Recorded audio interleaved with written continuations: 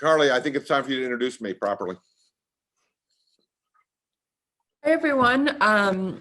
Welcome. And Rabbi Bisno, thank you for joining us tonight. I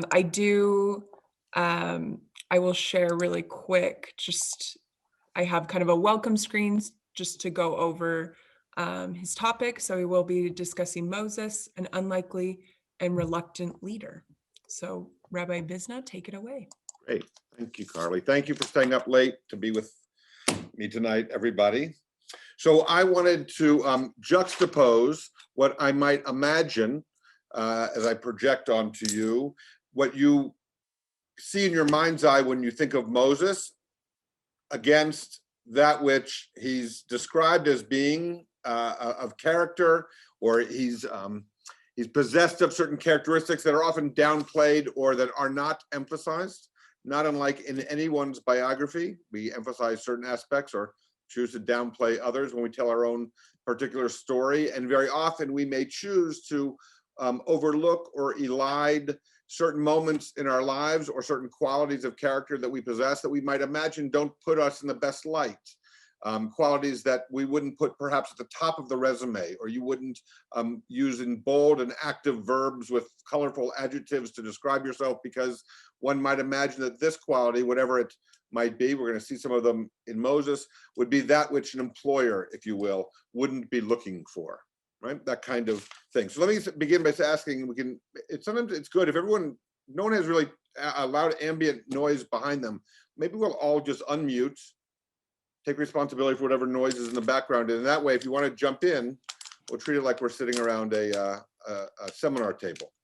Right? You don't have to unmute, but you're certainly welcome to and participate in the conversation. So when we think of Moses, what comes to mind?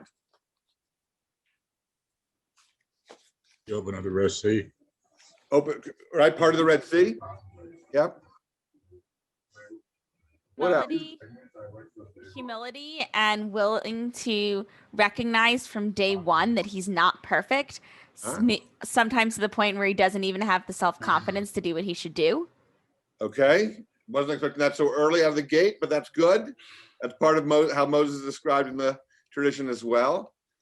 Other people have associations. I often suggest, let me see if I can now, having practiced screen sharing, let me see if I can get there. All right, and I want to shift over to this desktop. Do you see those pictures now? Charles, yes. Yep, okay. So I went online and found a few images that I thought would be, I thought might give us some of the images that we might think of Moses doing things that are grand, being, this one's really nice because it's sort of a moving one, right? At the top of his game, pictured at the height of his accomplishments, right? This is the greatest day in his entire life. It's captured in Technicolor there. You're being played by Charlton Heston on the big screen. I often ask groups, particularly interfaith groups, I think it's a nice way to get going, when they might imagine, those in the audience, those in the classroom might imagine they know very little and they're timid and reluctant to let on with their ignorance. And so by way of getting them started, if we're sitting in the sanctuary, for instance, and I ask them, what's the Torah? And they don't want to say anything wrong, so they're very, very quiet. I say, well, let's agree that together we're going to work on writing the first paragraph of the Wikipedia entry. That's all we're doing. We just want some big ideas out there that you would want to imagine you would be able to contribute to the first paragraph of the crowdsourced Wikipedia entry. This is not a scholarly thing. So let's take a look at what we have there by way of Moses. I'm going to try to increase this up. Yep, there we go. A little bit larger. Let's get a quick bio of Moses, who we're talking about. Moses, also known as Moshe Rabbeinu, Moses our teacher, which is the way in Jewish parlance we'll reference Moses. Moshe Rabbeinu is the most important prophet in Judaism, an important prophet in Christianity, Islam, the Baha'i faith, and a number of other Abrahamic religions. In the biblical and Quranic narratives, he was a leader of the Israelites and lawgiver, to whom the authorship or acquisition from heaven, which we're celebrating on Shavuot, right? That's what the holiday is about. 49 days since leaving Egypt, the Passover celebrates, and now here we are 7 weeks, and we're almost just at Mount Sinai to receive the 10 Commandments. which is a metonym, a part that represents the whole for the Torah. According to the book of Exodus, Moses was born at a time when his people, the Israelites, an enslaved minority, were increasing in population. And as a result, the Egyptian Pharaoh, who knew not Joseph, right? That's the phrase. A new Pharaoh rises who doesn't know the history, doesn't know the debt, the allegiance that the old Pharaohs had to Joseph and his descendants, the Israelites. And this new Pharaoh worried that the Israelites, increasing in number, might ally themselves with Egypt's enemies. Moses' Hebrew mother, Yocheved, often a name that shows up in Jewish trivia. People know Jesus' mother was Mary. Not everyone knows that Moses' mother was, you heard it here, Yocheved, secretly hid him when the Pharaoh ordered all newborn Hebrew boys to be killed in order to reduce the population.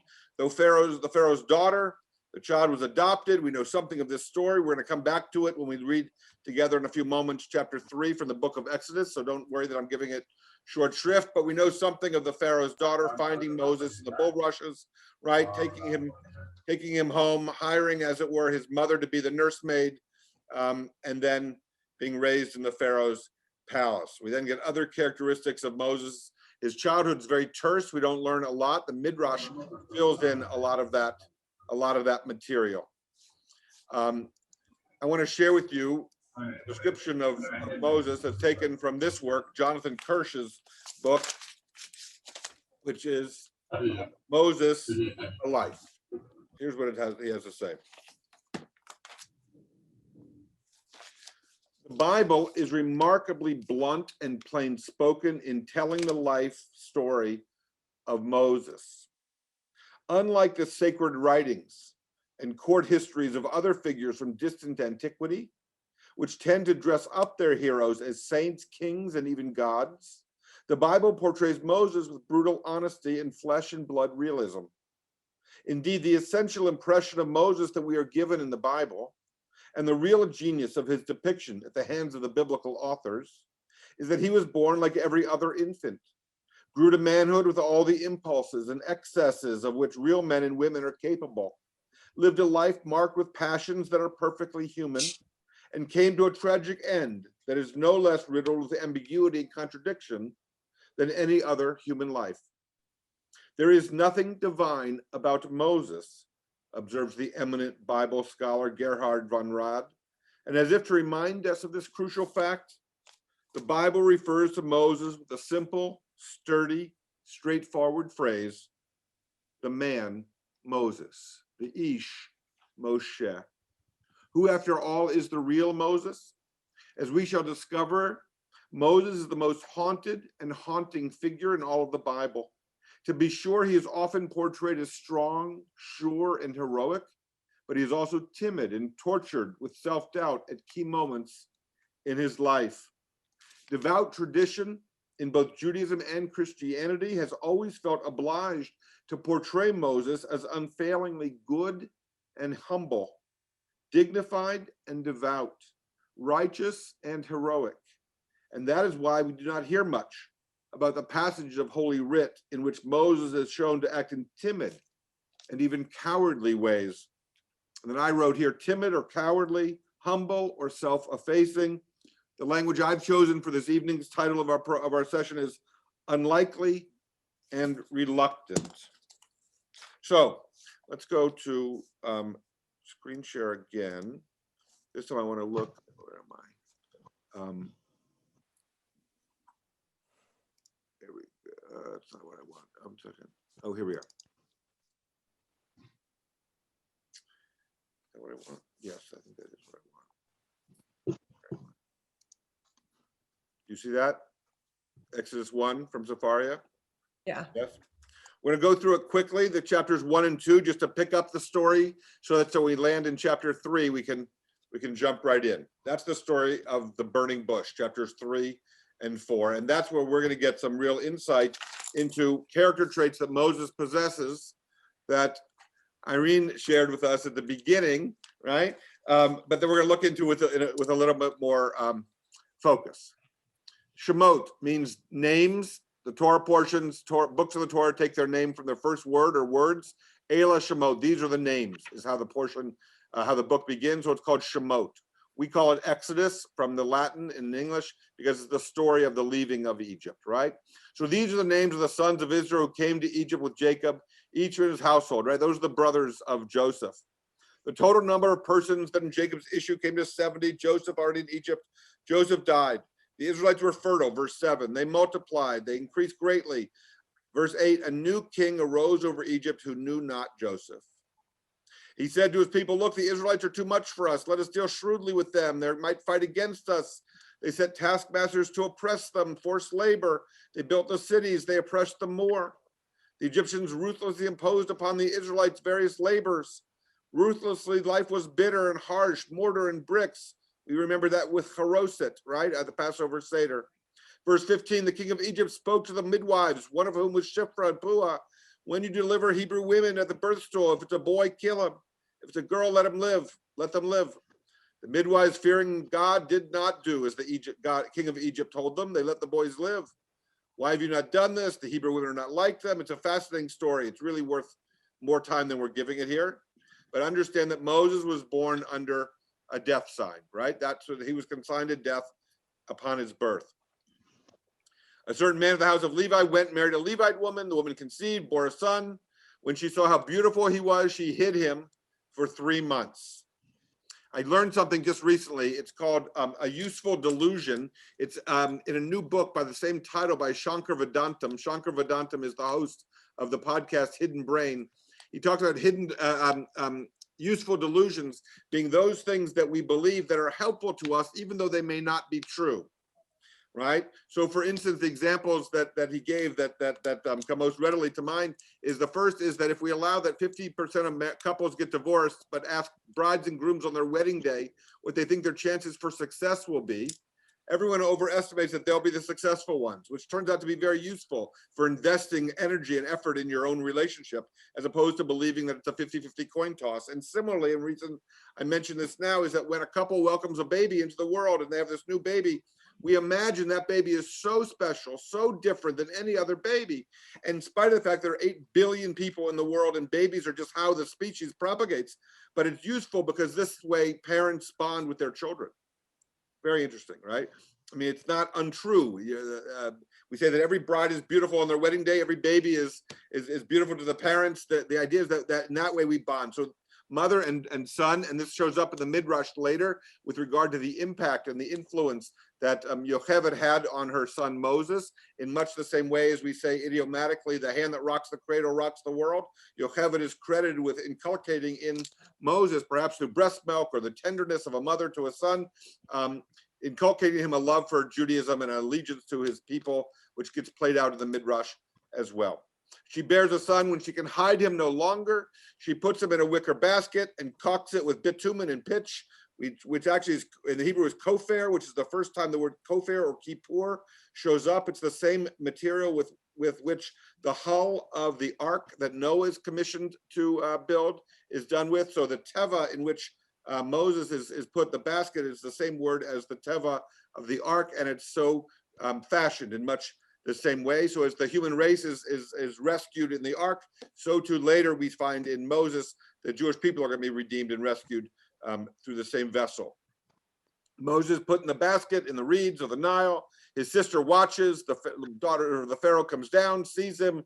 She opens it, discovers a Hebrew child. The sister Miriam says, I can get a Hebrew woman to nurse this child, and finds Yocheved, brings her back, and in that way, I mean, just a tremendously great drama, right? The mother is now nursing her own child at the behest of the Pharaoh's daughter, and in this way, and over those years, until he's weaned, she has that influence upon him.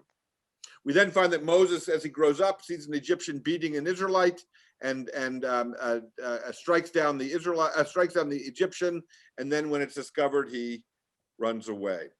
Let's jump down now in chapter 3. Moses out tending his father-in-law's flock, minding his own business, and one day an angel appears to him in a blazing fire out of a bush. Moses gazes to see the bush aflame, yet the bush is not consumed, and Moses says, I must turn aside to look at this marvelous sight. Why doesn't the bush burn up? When the Lord saw that he had turned aside to look, God called to him out of the bush, Moses, Moses. And Moses responds, hineni, right? A word that shows up a number of different places that says more than here I am or present, but I'm ready.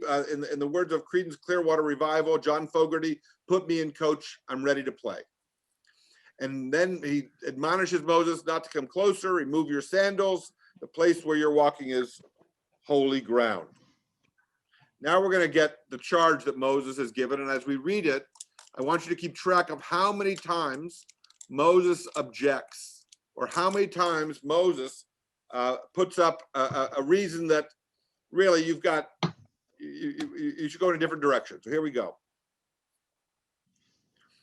Do not come close, remove your sandals. You're standing on holy ground. I am, he said, the God of your father, the God of Abraham, the God of Isaac, the God of Jacob. And Moses hid his face, for he was afraid to look at God. And the Lord continued, I have marked well the plight of my people in Egypt and have heeded their outcry because of their taskmasters, and I am mindful of their sufferings. I've come down to rescue them from the Egyptians, to bring them out of that land to a good and spacious land, a land flowing with milk and honey. And the cry of the Israelites has reached me. Moreover, I've seen how the Egyptians oppress them. Come, therefore, I will send you to Pharaoh. You shall free my people, the Israelites, from Egypt. That's the charge. I will send you to Pharaoh. You shall free my people from Egypt. And Moses says, who am I that I should go to Pharaoh and free the Israelites from Egypt? And God says, I will be with you. That shall be your sign that it was I who sent you. And when you have freed the people from Egypt, you shall worship God at this mountain.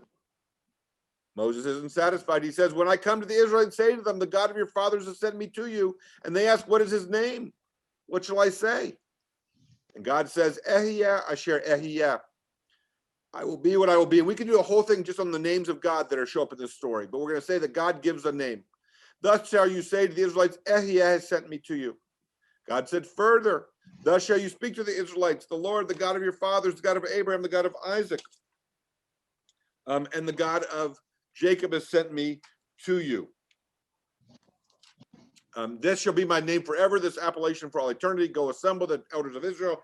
Say to them, the Lord, the God of your fathers, the God of Abraham, Isaac, Jacob, has appeared to you, has appeared to me and said, I've taken note of what I've said. I'll take you out of Egypt. They will listen to you, verse 18.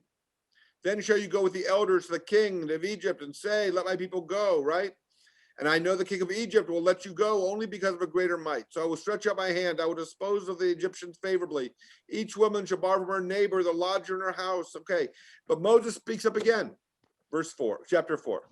What if they do not believe me and do not listen to me, but say the Lord did not appear to you?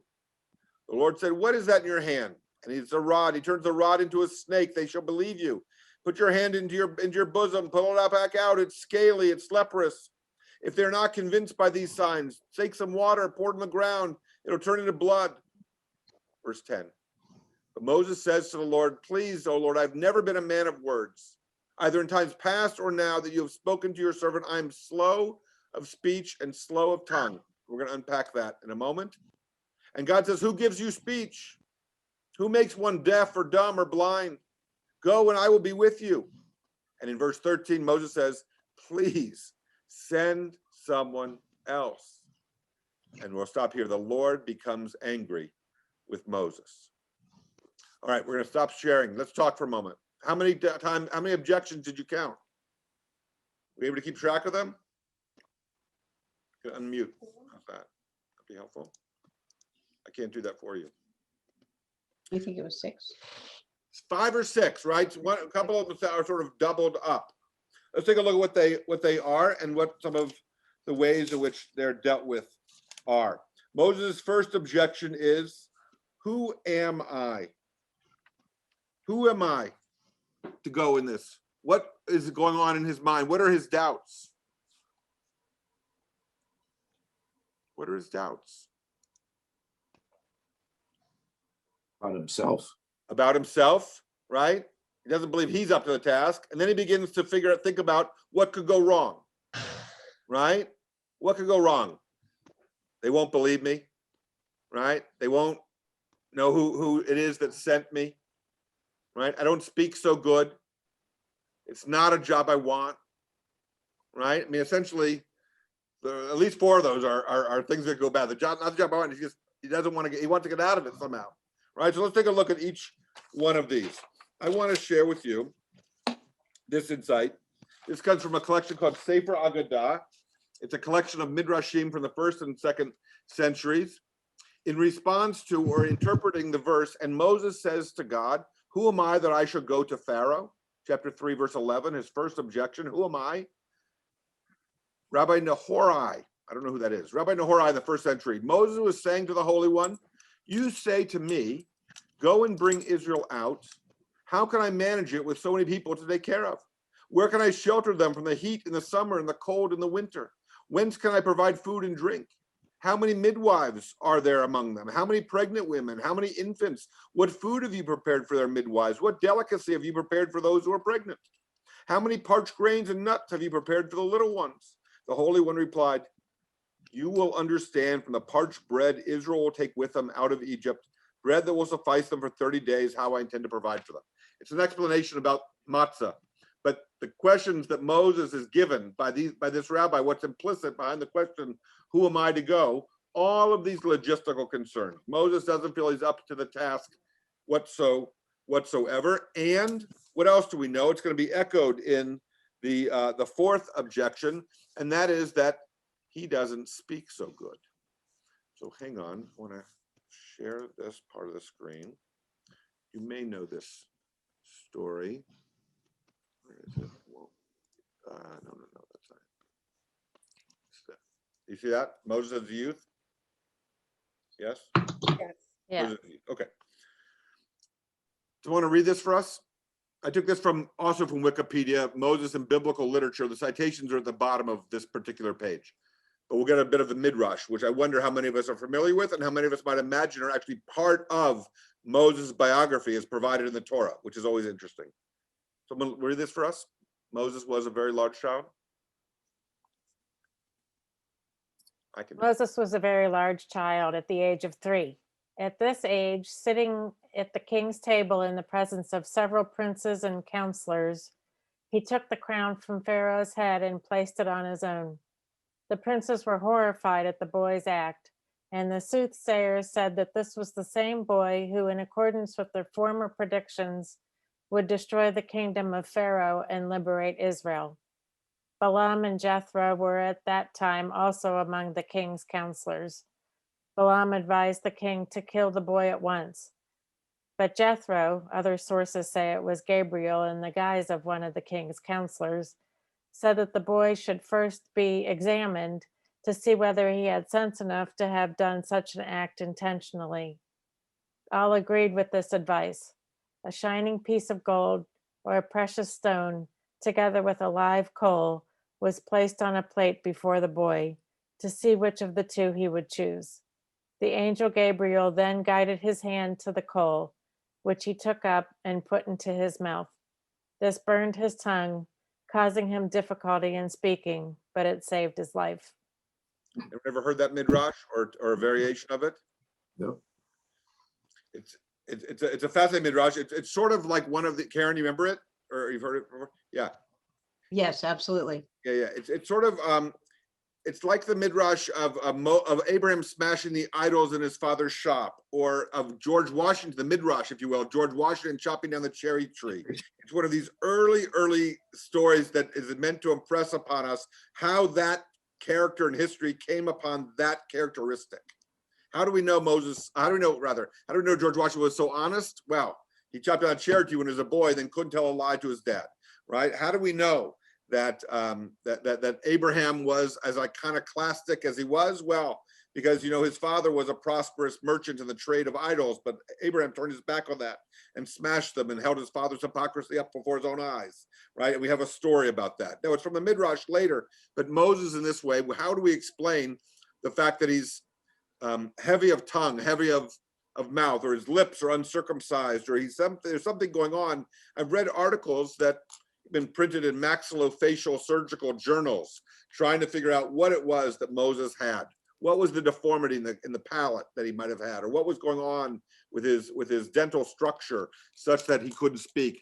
Let's just allow, in terms of qualifying Moses as an unlikely leader, let's just allow that if Moses had any speech impediment whatsoever, You know, I'll share with you, peek behind the curtain.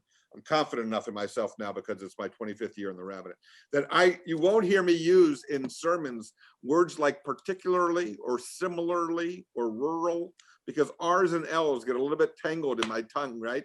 And they're not, I don't enunciate them as clearly as I wish I could. In fact, when I was a child, I thought it was a small word after all. And so I don't use those words when I speak publicly, because I just I worry that I'll mangle them, right? So let's just allow that if Moses had any speech impediment at all, he would never have gotten a job reading the news on the radio, right? He just wasn't up to that caliber. And yet he's the one who's chosen by God to be a megaphone, the speech, right? The spokesperson, the prophet par excellence. And so what was it about Moses, the commentators want to go into, we're beginning to look at, that marks him as the appropriate one, right? What was it that Moses possessed by way of character or traits or skills or qualities such that in a time when you imagine he would have been readily disqualified for that, what would we have found?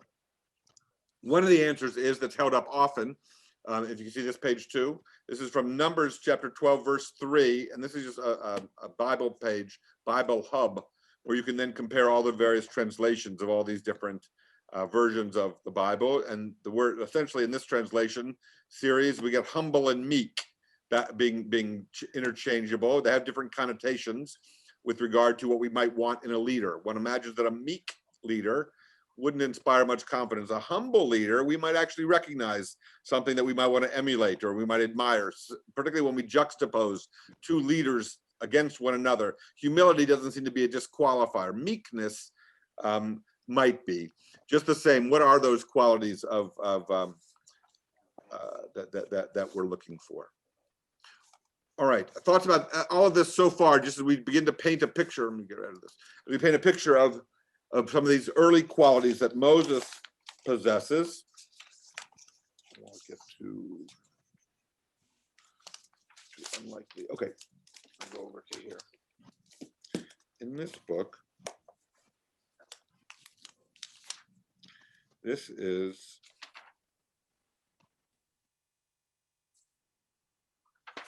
one of the answers to that question, is that it's about his humility. So this is from a book called Jewish Moral Virtues by Eugene Barwitz, blessed memory, professor at Hebrew College. Moses's daring achievements saved the Jewish people. He is impulsive enough to kill an abusive Egyptian taskmaster who won't stop beating a Hebrew slave. He is undaunted by the power of Pharaoh, as great a king as the world had known. And he is strong-willed enough to lead the rebellious Jewish people out of Egypt to freedom.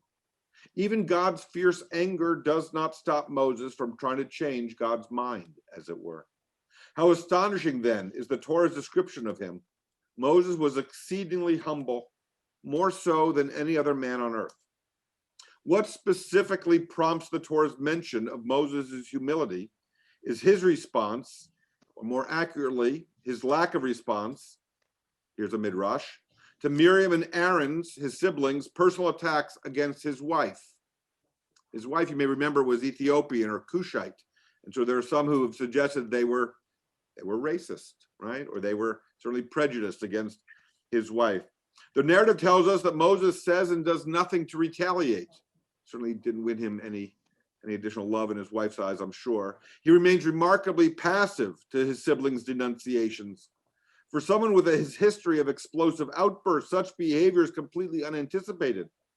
Bachia ben Asher tells us that Moses' exceeding humility was caused by his unwavering focus on his goal, which was shalom bayit, the peace of the household or family harmony, so esteemed by our tradition. Of all the praiseworthy qualities he possesses, it is Moses' as the model of a family man that the Bible chooses to honor for his personal code of humility. That's simply one way of understanding what the Torah is attempting to get at when stressing his humility. But it's a homiletical diversion, right? We're going to say that he was humble in this particular case, and that evidence of this particular quality, and so we're going to stress family harmony. Another case might be that he was conflict averse, or he understood to wait for his moment, or he wasn't in for his own glory and was willing to share share the credit or share the responsibilities. And we have other examples of that from time to time. I want to share with you two pieces with regard to understanding Moses. The first is from Rashi, 12th century, 11th century France, greatest rabbinic exegete, biblical commentator par excellence by tradition. And the second is going to be Benno Jacob, who's Dr. Walter Jacob's grandfather, and in his treatment of the book of Exodus, which you may or may not be familiar with. Rashi offers us the following. The series of objections that Moses raises before he accepts the mission reveals a person who not only feels unworthy of the task, but also has doubts about the efficacy of the mission itself. Although Moses has been categorically told that Israel would listen to his message, he demurs and says, what if they do not believe me and do not listen to me? In contrast to Abraham, who never questioned his being singled out by God and never sought to learn the divine essence by asking for God's name, Moses, frankly, is doubtful. Like Jeremiah later on, he resists the call, and not long thereafter regrets that he ever agreed to go. Rashi therefore describes Moses as one who had little faith, and the Talmud considered his response to God to have been a reason for his not being allowed to enter the promised land. That's fascinating, right? When we think about what it was that Moses did that merited his being denied, if you will, that's sort of backwards, such that he was denied being entered the promised land. I don't know, it's not the most popular of suggestions, right? When we think he struck the rock, right? He cursed the people. By striking the rock, he lost faith in God. I mean, that's sort of the moment, right, that's described.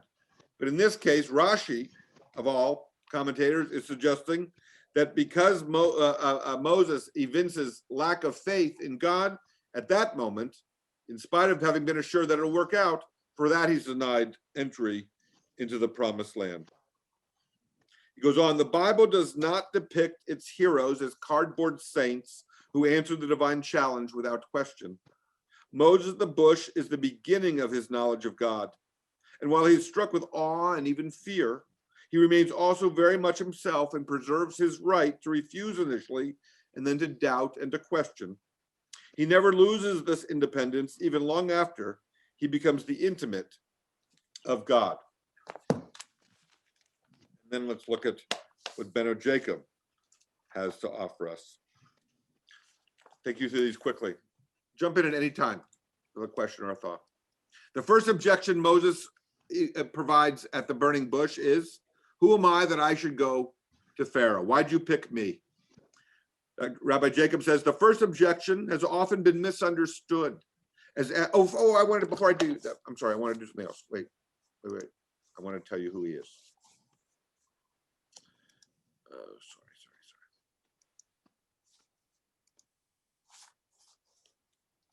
Can you see that, Benno Jacob? No. No? You're not sharing your screen yet. Share screen first. I'm trying. Oh, I didn't share screen. Now do you see that? Do you see that? Yeah. Yes. All right, we're gonna change the screen. How about that? There you go. Yay, okay. All right, someone want to read this for us? I'm gonna take a break. Just the first paragraph. Will someone do that for us? Benno Jacob, the 100th? Sure, I'll do it. Thank you. Sure. Benno Jacob, the 100th anniversary of whose birth occurred on the 8th of September, 1962, has to be named among those rabbis who not only were characteristic of the intellectual climate of German Jewry from the turn of the century to the time of the dissolution, but who, in many respects, contributed to the formation of its specific features. The biographical data are almost typical of this whole generation of rabbis. Benno Jacob was the son of a Jewish teacher who held office with various Silesian congregations. Among his ancestors, we find rabbis and Jewish scholars. Benno Jacob was born in Breslau and entered the Jewish Theological Seminary of his hometown in 1883 with the aim of becoming a rabbi.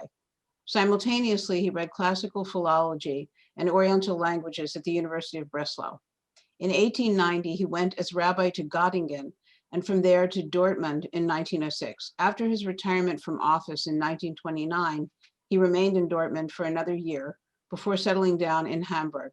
With the help of Chief Rabbi J.H. Hertz, He reached London in 1938, and there he died in 1945.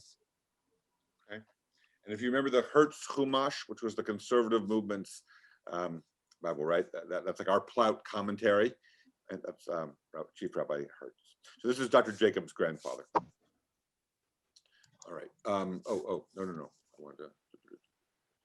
Well, that's what I wanted to show you, but I'm going to stop sharing screen. Okay. So the first is, who am I that I should go? And Dr. Jacob says the first objection has often been misunderstood as asking whether an ordinary man, a shepherd, could confront Pharaoh. His current occupation as a herdsman, that is to say, Moses' current occupation as a herdsman, played no role in the matter. He only considered himself unworthy to appear as the envoy of God. In his deep humility, he was unwilling to acknowledge the abilities which lay dormant within him. When he saw someone mistreated, he intervened, but he showed no inclination toward leadership, nor did he trust himself with that role now. God, however, recognized his latent abilities. To the second objection, suppose I say to the children of Israel, God of your father sent me, and they say, what's his name? What do I say to them then? Beno Jacob writes, Moses was now content with the first part of his projected mission, that is to say, going to the Pharaoh, right? He felt doubts about Israel, however. The meaning of this question has been misunderstood since ancient times and has not been clarified by modern exegetes whose interpretations have been disastrous for biblical scholarship. This is why Beno Jacob wasn't liked by his contemporaries. Right, let me read you that sentence again, what Beno Jacob says about Moses' objection here. The meaning of this question, which is to say, what shall I say to them when the people ask me, who sent you? Beno Jacobs writes, the meaning of this question has been misunderstood since ancient times and has not been clarified by modern exegetes whose interpretations have been disastrous for biblical scholarship. He's taking a huge swipe at the entire academic community, suggesting in good Germanic rabbinic fashion that he knows best. He's given this a lot of thought, and everyone else has not gotten it up to this point. According to Beno Jacob's understanding, Moses asked or permitted the people to ask about God's name and eventually received the answer, which is to say that Beno Jacobs is encouraging Jewish leaders, or if you will, Jewish rabbis, to encourage their own members of their communities to question about God, to ask for God's name, to have inquiries about God, right? Beno Jacob is reading this objection, not saying, what will I do with this stiff-necked people who are not going to believe me, but rather, what will I do with this people who we are encouraging to be questioning, which is what Jewish parents who raise children to question eventually have to struggle with, right? Because now you've empowered these kids to believe that they have a voice of their own, and indeed they do, but that's complicated when they're teenagers. Okay. The question for which Moses prepared himself could only have been, did you come from our God? Right? That's what Moses must have meant, says Beno Jacob. Right? They want confirmation that Moses is God, or the reports that Moses brings comport with that which their God would have done, right? Did you come from our God? Did he appear to you? Or if you come from our God, did he provide some sign with which we might recognize his being our God? Both the name of God and his method of action were known to the Israelites. My third objection? Yeah, third objection. And what if they don't believe me? Right? What if they say, he didn't appear to you? What if Moses is accused of being a false prophet? He asks God. This objection, Beno Jacobs writes, is stronger than the earlier, where Moses had claimed, the God of your fathers has sent me, what's his name? This time he asks, what shall I do when I tell them your name, and they still say, we don't believe you're telling the truth. Here we have the perennial problem facing any messenger of God. He needs assurance that the people would believe he has been given a divine mission. The problem of verification never existed for a messenger sent by a human being, since one could produce appropriate documentation. But a divine revelation is a subjective experience, and thus no proof can be provided. Moses would speak to the people, but those are mere words without concrete substance. Moses now requires a miracle with which he can demonstrate to the people that he has indeed been sent by their God. When Moses objects and says, Pardon me, Almighty God, I am not a man of words. I am heavy of mouth and heavy of tongue. We talked about the fact that he has this impediment. Benno Jacobs writes, Moses had never been an Ish Devarim, a man of words. And this continues to bother him, even now, after God has spoken to him. The continuation, kavad peh uchvad lashon, heavy of tongue, heavy of mouth, has encouraged the speculation that Moses had a congenital birth defect. Some claim that there were sounds which he could not pronounce. That's from Ibn Ezra, not a insignificant commentators. Kavod lashon might possibly bear this meaning, but not kavod peh. Here, however, the meaning is not possible for a variety of reasons. Although Moses stated that his problem had already existed earlier, he did not date it back very far, for that text would have used different words. Certainly before God, any such problem would not matter, nor did the objection fit into the sequence of dialogues. Furthermore, we have heard nothing of it prior to this moment. We know nothing about Moses' speech impediment until he proclaims that he has one in this moment, right? Out of which the Midrash then describes how he came to have such an impediment. Neither in the second chapter nor later, nor was the supposed defect ever removed by God in his response. This was not requested by Moses either. So we can talk about embracing the ways in which our own limitations give us greater empathy or greater understanding or greater insight, right? I know that we know that in elected officials, we want them to understand our circumstance, right? If it's perceived that a politician doesn't understand what it is to live paycheck to paycheck, or doesn't understand what it is to lose a job or lose healthcare, right? Whereas if you can assert that, well, then this person may be able to empathize with me, right? Or will represent me, or will remember the experience. And the fifth objection, he says, pardon me, Almighty, send through whomever you wish to send, but let it not be me. Moses, this is Ben or Jacob finally, Moses never in the entire long dialogue refuses to go. He never refuses to go. On the contrary, he moves a bit closer to the mission with each phrase of the dialogue. However, as Moses approached the actual execution of the mission, he becomes anxious about himself. God did not choose another emissary, but dealt only with the matter of Moses, his public speaking problems, and his anxiety. But he worded it somewhat differently after God's last answer. I want to share this with you. Then we'll open it up. Okay. This is from Moses, the Prince and Prophet by Rabbi Levi Meir. Moses' reaction to the divine call was, to put it mildly, puzzling, considering that God had appeared to him, promising to redeem the Israelites from their bondage and to always be with Moses. But instead of answering Amen, Moses replied that the people will not answer Amen to what I tell them. What can this mean? When we are completely convinced of something in our own hearts, we have no doubt about it. In our certainty, we also feel confident that we can persuade others about what we believe. Perhaps Moses' response to God conveyed something very subtle about his own state of mind at that moment. Perhaps his concern about the people's possible reaction actually reflected his own doubts. And then this is what I want to share with you as a final piece. Let me share the screen. I want to share this. Here we go. Share desktop. Right, and then I go. Okay, you got it? You see that? Yep. Okay, great. So it's not the article that I want, although I want to point us out the metaphor that Brooks is using. I'm not endorsing his argument. He's going to talk about Barack Obama and whether Barack Obama fits this model or not. I don't actually remember how he comes out on this. But what I want to take us through is the part about Moses. Moses famously tried to get out of it. When God called on him to lead the Israelites, Moses threw up a flurry of reasons that he was the wrong man for the job. I'm a nobody. I don't speak well. I'm not brave. But the job was thrust upon him. Though he displayed some of the traits that you'd expect from a guy who would rather be back shepherding, passivity, whining.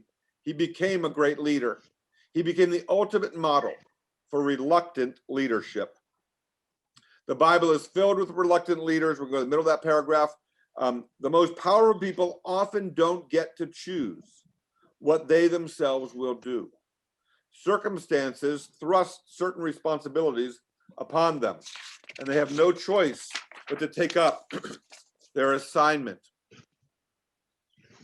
The defining, see where I am here? The defining characteristic, the defining characteristic of a reluctant leader is that he is self-divided. He feels compelled to do things he'd rather not do. This self-division can come in negative and positive forms. I'm going to skip through this. The unsuccessful, reluctant leader isn't really motivated to perform the tasks assigned to him. The three most essential features of political leadership, Max Weber wrote, are passion, responsibility, and judgment. The unsuccessful, reluctant leader is passionless. The successful, reluctant leader, on the other hand, is fervently motivated by conscience. He forces himself to embrace the fact that while this is not the destiny he would have chosen, it is his duty, and he will follow it to the end. Forgive me the gendered language. This kind of reluctant leader has some advantages over a full-throated, unreluctant crusader. Skip down. The successful reluctant leader can be selfless. He's not doing the work because it's the expression of his inner being. He's just an instrument for the completion of a nasty job. The reluctant leader can be realistic about goals. The reluctant leader can be skeptical. The reluctant leader can be dogged. The reluctant leader can be collaborative. Last sentence or two. For the successful reluctant leader, sometimes the hardest victories are against yourself.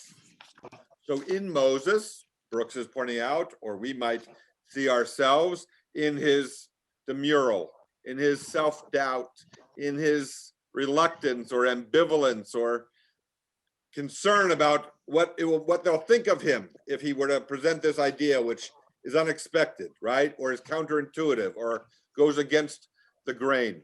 And just so that just to conclude, and then we'll open up with the minutes that we have remaining, you shouldn't believe that Moses is either held up as the greatest of all leaders or is held up as one who isn't sure. You should know that his people, like for Jewish leaders everywhere, have their own opinions about him. So there we are. Let's open it up and let's talk about Moses for a bit, or talk about when we are ourselves Moses, or when we see a Mosaic figure in this image. And we'll stop sharing. Okay, there you are, Moses. Unlikely, reluctant leader. So why Moses? Or what characteristics do we admire, or do we recognize in others, or can we take from this story and look for in those we want to represent or lead us or ourselves? If you think about the Maybe office of people who someone speak who's well, yeah. go ahead. You gotta take turns. Go ahead, Gary, you start. I see your hand up. And then we'll go to Peter. Yeah, maybe someone who's ambivalent, gives him the courage perhaps to push himself even further in some way. And Moses does that all through the story and gets better as a speaker. And so I'm astonished when you come to the end of the Torah and you come to Chazinu, and he says, "Give ear, O heavens, let me speak. Let the earth hear the words I utter." How changed Moses is from someone who was so maybe ashamed, embarrassed, to someone who speaks those words. It's an incredible transformation. It's amazing. Very powerful. That's really Yeah, nice way of juxtaposing, right? That Moses is first given the call or the charge to speak, and his his concern about who am I, would anyone listen to me, I'm not up to the task, to, as you suggest, at the very end, right, of his life, when he's speaking to the heavens and the entire earth. Really good. Thank you. Others, Peter, were you going to share something, or others? Oh, yeah. The story makes me think about people who seek power, the exact opposite of Moses. And we don't generally admire people as much who aggressively seek power, who are fervent about seeking power, sometimes stepping on people and doing bad things. But we admire people who have power given to them, however reluctantly, and take the task on as an obligation. True, right? We are wary of those who seem too hungry for power, right? What are their motivations? What do they really want, right? Or it's sort of a dangerous quality, right? But okay, go ahead. I'm sorry, Kathy. But then the balance between being humble or self-effacing, right? Or whether we want our leaders to be self-deprecating, or right? We're talking about. I was listening to. I mentioned the Useful Delusions from Shankar Vedantam. He did an episode of The Hidden Brain on humor, and how humor can be used to create a common understandings. If I can joke about something that is true of your life too, then we can sort of bond over that shared knowledge, right? And humor can allow us to address it.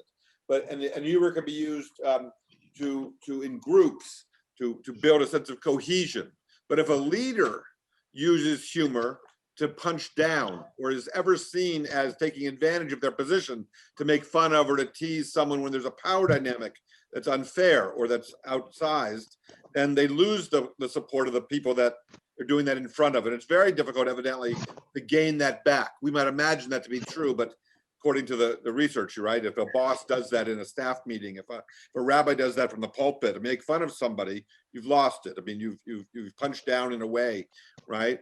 So I'm thinking of in terms of qualities of being humble, or being able to roll with a joke, or being able the presidents, for instance, that get parodied, everyone does, right, on Saturday Night Live, and take the joke well, versus those who can't laugh at themselves. Right. I mean, I don't want to get political here, but I found one of the most off-putting characteristics of President Trump, his inability to laugh at himself. You never saw him laugh at anything, right? And it's a scary quality after a while if you sort of think about it, right? What does that mean if you never can laugh, and you can't laugh at yourself? Nothing is. I mean, it's very right. So one imagines maybe someone's too delicate, what have you. I thought intellectual incuriosity is also a problem in some other candidates, right? These qualities that, in the lack of it, if you can't be funny, you can't make humor, you can't appreciate it, doesn't mean you gotta be the class clown, right? But if you can't take a joke, or you can't be humble enough to understand, then you also have foibles. And that's kind of funny, because the human condition, when you step back and look at it, it's silly a little bit. And if you can't laugh at yourself, right? Or you can't see yourself in the experience of other people, or you can't allow other people to see their experience in you. And some have to be untouchable or detached. It's a dangerous quality in those who would be leaders, right? Rabbi? Yes. Hi, it's Michelle. I think also it's a commentary on a person who looks different, who's adopted. They often have trouble adjusting, and who just feels insecure about his speech. So those are a lot of pretty basic things that make child adjustment that can later reflect in adulthood. That's really interesting.